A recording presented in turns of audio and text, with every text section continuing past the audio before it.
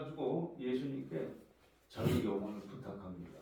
예수님께서 우리가 오늘 나와 함께 낙원에 있을 것이라고 말씀하셨어요. 이 회개한 강도는 처음에 대적했다가 여기까지 승진한 사람입니다. 단번에 승진한 사람입니다. 네. 왜? 증인이 된 사람입니다. 증인이 된 사람. 거부하고 대적하는 이유가 있습니다. 그것은 우선 자신들의 지금의 지위가 예수님으로 인해 가지고 무너질 것에 대한 두려움 때문입니다. 또 살아있는 증거가 예수님 말고도 나사로까지 있게 되니까 저희들이 나사로도 제거를 해야 그래야 사람들이 정리가 된다고 생각을 했었겠죠. 그 다음에 영향력을 확산하는 일입니다. 나사로로 인해 가지고 많은 사람들이 예수 믿게 될 것에 대한 두려움이 저희들에게 큰 것이죠. 그러니까 사람이 처음서부터 나쁜 생각이 아니라 생각을 하다 보니 살인까지 생각을 하게 되는 겁니다. 자, 오늘 말씀의 결론입니다. 믿는 사람은 긍휼함 받은 증인으로 사는 겁니다.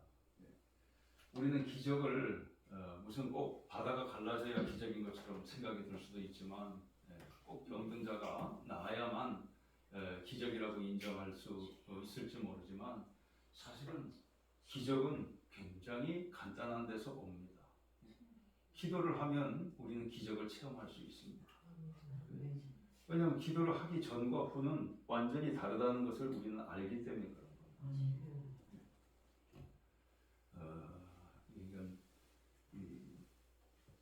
기도를 할 때 벌써 우리는 주님께서 우리를 나쁜 상태로 내버려 두지 않는 분이시라고 하는 것을 확신을 할 수가 있게 됩니다. 마음부터 벌써 기적으로 우리가 볼 수 있는 안목이 열리게 된다고 하는 겁니다. 그 다음엔 증인으로 사는 겁니다. 나사로처럼 많은 사람들이 죽게 나왔어요. 제가 예전에 조영교 목사님의 설교를 들어보니까 조영교 목사님도 목회하다가 너무 힘들고 하나님한테 호소하기를 아무리 기도를 하고 전도를 해도 안 됩니다. 전 굉장히 존경해요. 그 예전에 그 전도하시는 분들 보면 무슨 그 종로에 있는 탁골공원인가요? 뭐 거기에 가가지고 이렇게 발을 디디는 걸로 해가지고 장구 치면서 그게 쉬운 게 아니거든요. 그게. 근데 아무리 그래도 전도가 안 되고 부흥도 안 되고 기도하고 있는데 성령께서 마음을 주신 어떤 감동을 주시냐면 네가 나가서 전도만 한다고 교회가 부흥될 것 같냐는 감동을 주시더랍니다. 그럼 어떡합니까? 그랬더니 내가 까마귀 때처럼 보내줘야 네가 부흥을 하지. 응? 네가 나가서 일일이 한다고 해서 되는 게 아니라고 가르쳐 주시더라는 겁니다. 맞습니다. 우리 교회도 여기 마을에 집집마다 허다못해 컨테이너 사는 분들까지 3번 전도한 곳입니다. 제가 와서만 한 번 따로 했을 만큼 그랬습니다. 그런데도 열매는 아직 없습니다. 그렇다고 해서 그게 가치가 없는 건 아니에요.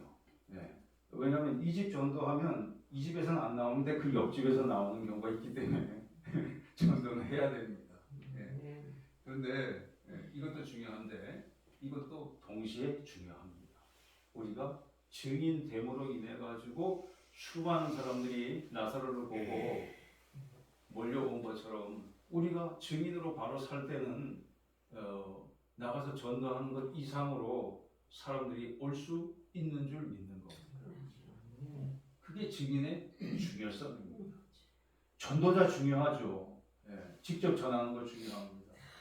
근데 내가 복음의 진리를 받고 하나님의 자녀로 증인된 모습이 없으면 그걸 통해 가지고 영혼들은 실망하게 된다는 뜻입니다. 이때가 6월절 엿새 전의 사건이에요. 믿음의 증인들은 그래서 죽음의 위협 가운데서도 승리한 분들입니다. 끝까지 증인으로 사신 분들입니다. 로마에 가면은 어디 가나 이 동상 두 개가 꼭 같이 서 있습니다. 뭐냐? 복음의 라이벌인 베드로와 사도 바울입니다. 웬만한 그림에도 보면 꼭 두 분은 같이 붙어 있습니다. 대단히 위대하게 보는 거죠. 어느 정도로 그걸 가는 곳마다 그게 발견이 되니까 어떤 생각까지 드냐면, 야, 참 순교할 만 하겠다 그런 생각이 들 정도로 그 가는 곳마다 그렇게 존경받고 있는 걸 본 적이 있습니다. 그래서 오늘 우리는 전도도 전도지만 분명히 증인됨으로써 우리는 승리하게 되는 줄로 믿습니다. 내가 증인으로 살면 주님께서 나를 끝까지 책임져 주시고 담당해 주시는 것이지만, 증인된 모습을 보이지 못하면 그러면 거기에는 믿음의 능력도 떨어지게 되고 불신으로 이어지면 결국은 응답의 열매는 없게 되는 것입니다.